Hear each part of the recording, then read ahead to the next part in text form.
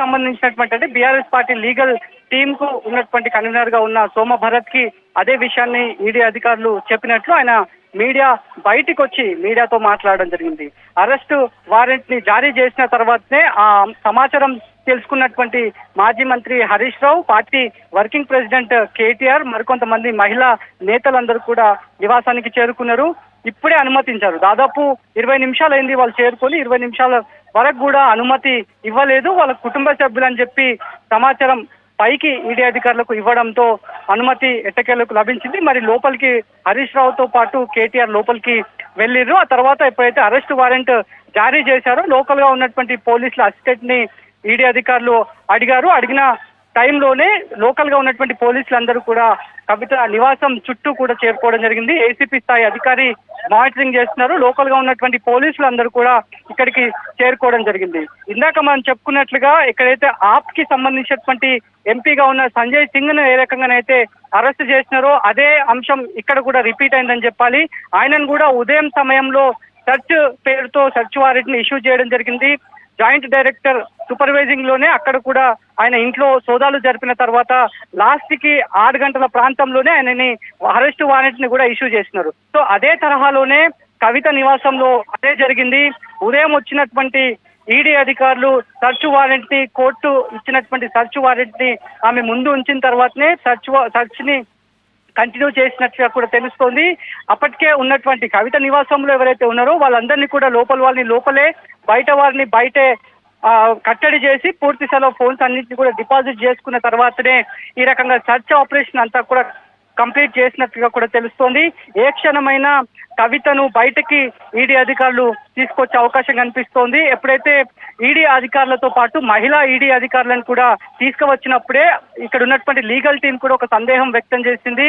ఎందుకంటే ఇవాళ సుప్రీంకోర్టులో జరిగినటువంటి కవిత కేసుకు సంబంధించి మినహాయింపు వ్యవహారంలో మధ్యంతర ఉత్తర్వులను 19కి వాయిదా వేసింది కాబట్టి దాన్ని 19 వరకు కూడా పొడిగించాలనేటువంటి అభ్యర్థనను కవితకు సంబంధించినటువంటి అడ్వకేట్స్ సుప్రీంకోర్టు ఆ విజ్ఞప్తిని ఉంచినప్పటికీ కూడా దానికి సుప్రీంకోర్టు కరాఖండిగా నిరాకరించింది. 19th వరకే ఉంది కదా, 19th లోపు పొడిగించడానికి మేము సుముఖంగా లేమనేటువంటి మాటను చెప్పింది. అదే విషయాన్ని ఇందాక ఇంటి దగ్గరికి చేరుకున్నటువంటి అడ్వకేట్ కూడా అదే విషయాన్ని చెప్పడం జరిగింది. అప్పుడు చెప్పినప్పుడే ఇక్కడ ఉన్నటువంటి లీగల్ టీమ్స్ అంతా కూడా ఒక అభిప్రాయానికి కూడా రావడం జరిగింది.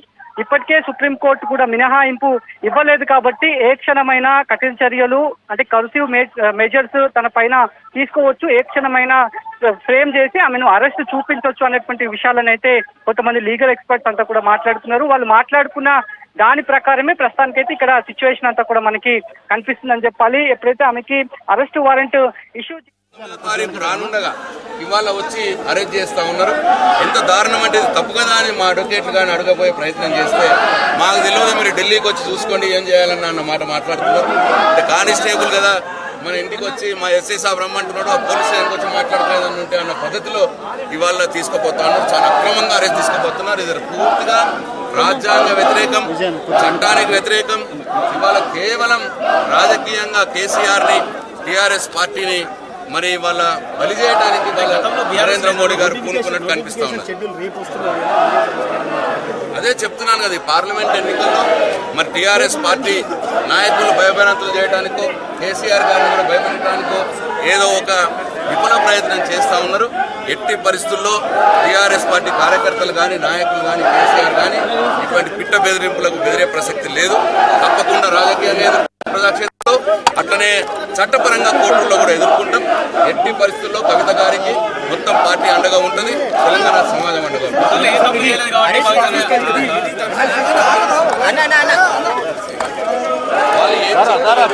ఇప్పుడే లోపల చెప్పిన విషయం ఏంటంటే 8 అరెస్ట్ చేసి తీసుకుపోతున్నాం అనుకుని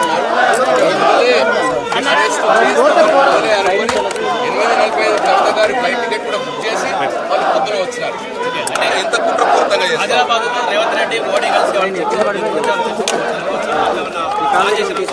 డెఫినెట్ గా చోటా బాయ్ బడా బాయ్ అనుకున్నారు. ఇద్దరు కూడా మరి వాళ్ళు అనుకోని చేస్తున్న పనిది, కాంగ్రెస్ బీజేపీ ఒకటైపోయి చేస్తున్న పనిది. మరి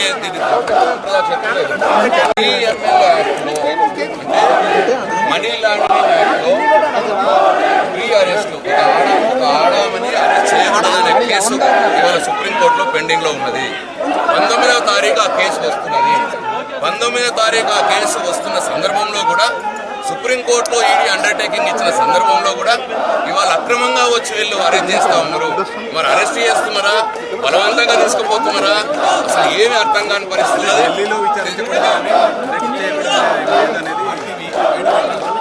డెఫినెట్ గా అరెస్ట్ చేయకుండా ఏం లేదు అని వాళ్ళు అంటున్నారు. సుప్రీంకోర్టు మాత్రం ప్రీ ఎమ్మెల్యే యాక్ట్ కింద 19 దాంట్లో ఈ కేసు వింటాము అని సుప్రీంకోర్టు అన్నది. కాబట్టి ఇది పూర్తిగా చట్టానికి వ్యతిరేకంగా వీళ్ళు చేస్తా ఉన్నారు, రాజ్యాంగానికి వ్యతిరేకంగా వీళ్ళు చేస్తా ఉన్నారు. రాజకీయ దురుద్దేశంతో కేసీఆర్ ని టీఆర్ఎస్ పార్టీని మరి పక్కన పెడితే ఇవాళ తెలంగాణ గొంతుక ఉండదు, తెలంగాణ ప్రజల పక్షాన అడిగేవారు ఉండరు, తెలంగాణ ప్రజల పక్షాన పోరాడే వాళ్ళు ఉండరు. సాఫీగా జరిగిపోతుంది. కాంగ్రెస్ పార్టీని ఎట్లన్నా దగ్గర తీసుకోవచ్చు, రేవంత్ రెడ్డిని చోటాబాయి బడాబాయి అని చెప్పి ఆల్రెడీ కలిసిపోయినారు. కాబట్టి ఈ ప్లాన్తో వాళ్ళు చేస్తూ ఉన్నారు. ఎంత విచిత్రం అంటే సర్చన్ వచ్చినారు, సర్చన్ వచ్చి 8:45 ఫ్లైట్ తీసుకుపోతామంటున్నారు. అంటే మొదలే కవిత గారి పేరు మీద కూడా ఫ్లైట్ టికెట్ బుక్ చేసుకున్నారు, బుక్ చేసుకునే వచ్చినారు ప్రీ ప్లాన్ గా.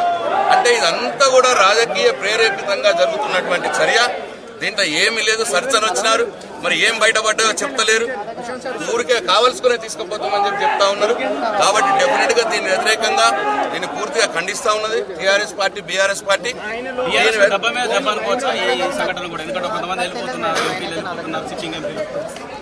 ఇటువంటి దెబ్బలు, ఇటువంటి బ్రేక్లు చాలా చూసినాం మేము. 2001 నుంచి చూస్తూనే ఉన్నాం. కాబట్టి దీనికి మేము ఈ పిట్ట వేదనకు భయపడేది లేదు.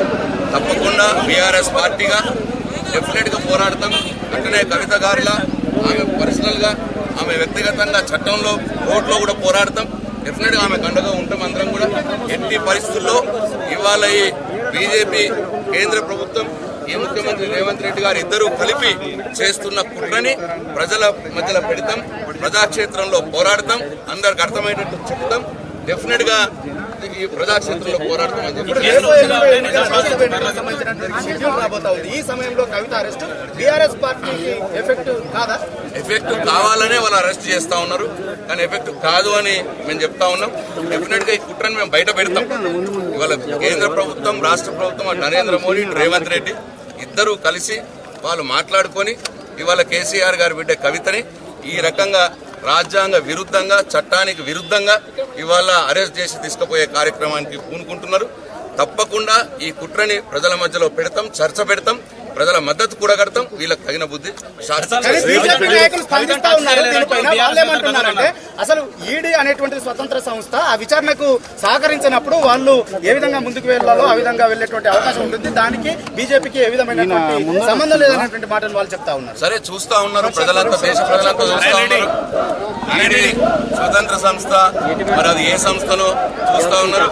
కేసులు పెడుతున్నారు, ఈడీ పోతున్నది. మళ్ళా పోగానే వాళ్ళు బీజేపీ పార్టీలో జాయిన్ అయితే కేసులు కూడా మాయమైతా ఉన్నాయి. మళ్ళీ ఈడీ వాళ్ళని పిలుస్తలేదు. ఇవన్నీ కూడా చూస్తూనే ఉన్నారు. ఈ దేశంలో ప్రతి రాజకీయ నాయకుడికి ఈ పరిస్థితి జరుగుతూ ఉన్నది.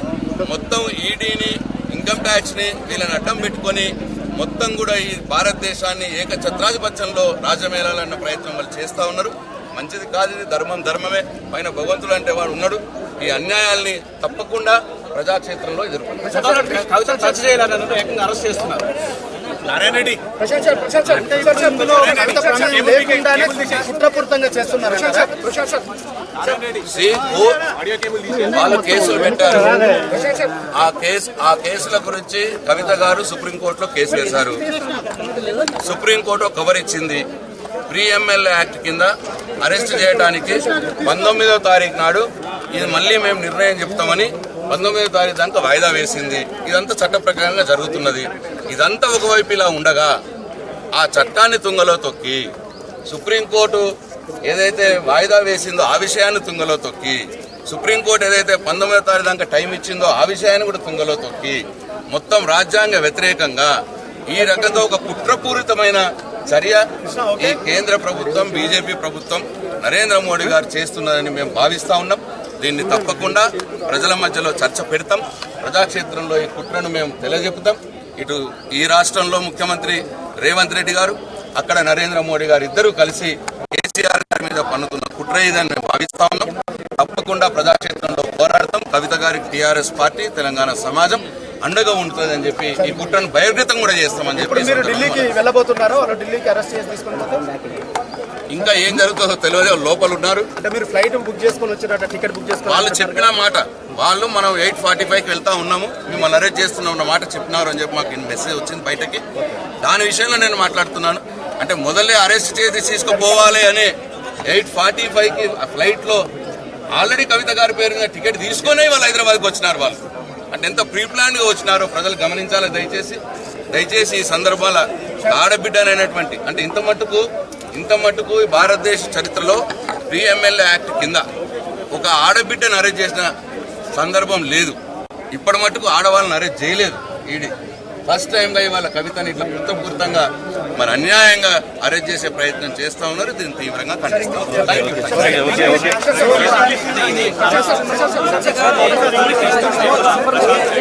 అంటే ఆయన చెప్పేది ఏంటంటే ప్రధానంగా